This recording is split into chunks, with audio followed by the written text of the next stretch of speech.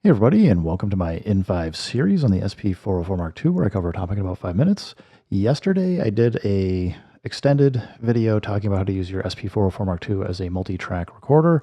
And since yesterday, I got a whole bunch of comments last night and questions and things, so I figured I'd cover a few things as topics for an addendum. So I'm just going to call this addendum number 1. If I see more things come in with people that are interested, we'll probably do an addendum number 2 or potentially even a number 3. But I want to just talk about some of the techniques that I think are important for people to know. So just really quick, number 1 is about time signatures. I'll talk about what you can do and what you might want to consider doing. Number 2 is basically merging tracks together. There's a little bit better way to do it. I just hadn't had it in mind when I did the discussion, but you can merge two tracks together.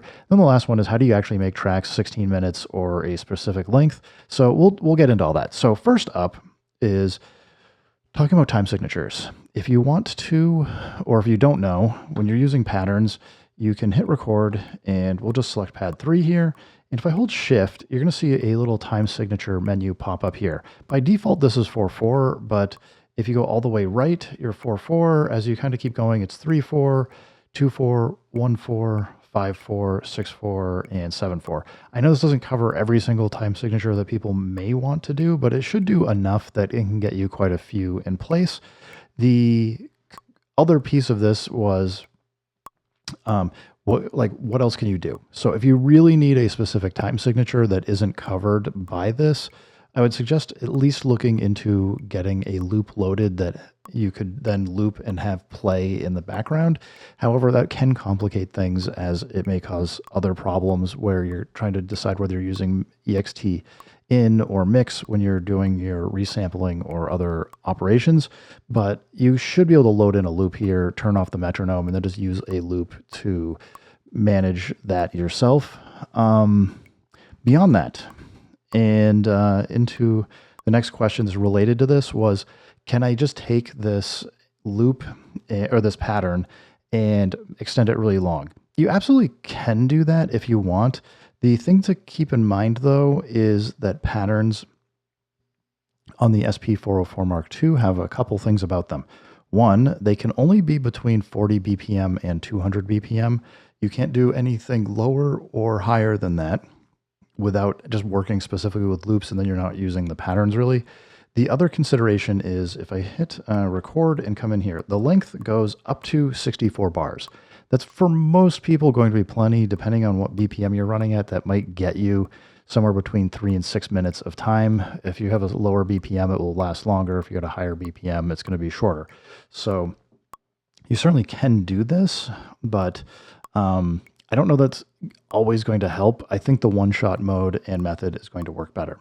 Now, as far as making these pads, so like if you remember what I did yesterday, I had recorded, I recorded like this little string sound, and then I just, to overdub, recorded this pad and the string sound over when I set shift and EXT source together, and was set to EXT in over here using control knob 2.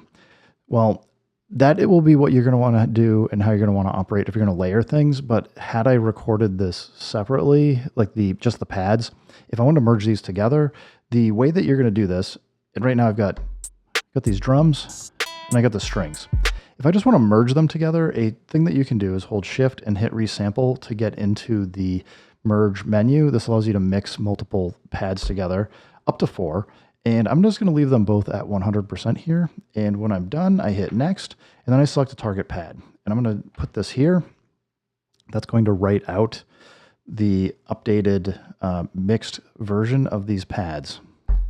So now with these mixed, I know that they're going to be in time with each other. I don't have to go do the whole resampling process.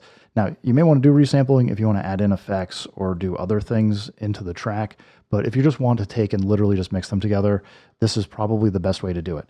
Now, with a related tip to this, which is how do I get something that's up to 16 minutes long? Well, what I have done, and I've done this in the past, is I just recorded a completely blank, empty recording here, you just hit record, tap a pad, and hit record and go walk away. This will record up to the maximum length, which is 16, just a tiny bit over 16 minutes. I'm not going to let it go the whole time. I already did this myself on this pad 1. I'll put a link in the description. I'll just upload this on my website. So if anybody wants to download a completely empty pad that's 16 minutes long, you can actually use this though. If I wanted to say, make all of these tracks now 16 minutes, again, it's going to be shift, resample. I'll hit pad 1. I can then go next. Before I do next, I have to go, sorry, go to bank J, hit the other one that's 16 minutes long. Then I hit next. I'll hit my target pad right here. I'll do it on the bottom. And I hit mix. This is going to take a very long time though, because it's going to go through and try and merge these two tracks together. And it's a 16-minute file. It takes quite a lot of processing time to do this. So this is if you're going to do 16 minutes, go get your sandwich, walk away. The other thing to keep in mind or consider would be if you really just wanted a specific size, if you know that you have a 16-minute pad here, then you can come in and use end. And unfortunately, the whole thing just gets very slow to work with. But like, let's say that this might be a couple minutes. You could just kind of back it down to whatever length you want, chop it or truncate it, and then you'll have a shorter sample to work with. So I would say, it's not a bad idea to have like a bank J set up where you have just some tracks that are the actual length that you want, that have silence in it, because then you can merge them together. You know exactly what length they are, and you don't have to worry about the one-shots repeating and re-triggering over and over again. Anyway, guys, that's what I have for the addendum right now. If anybody else has any other thoughts or suggestions about using the SP404 mk2 successfully as a multi-track recorder, happy to hear them. Happy to see what I can consider or put together for you guys. And yeah, thank you, everybody. Keep making music. Keep having fun. Remember, if it sounds good, it is good. And peace.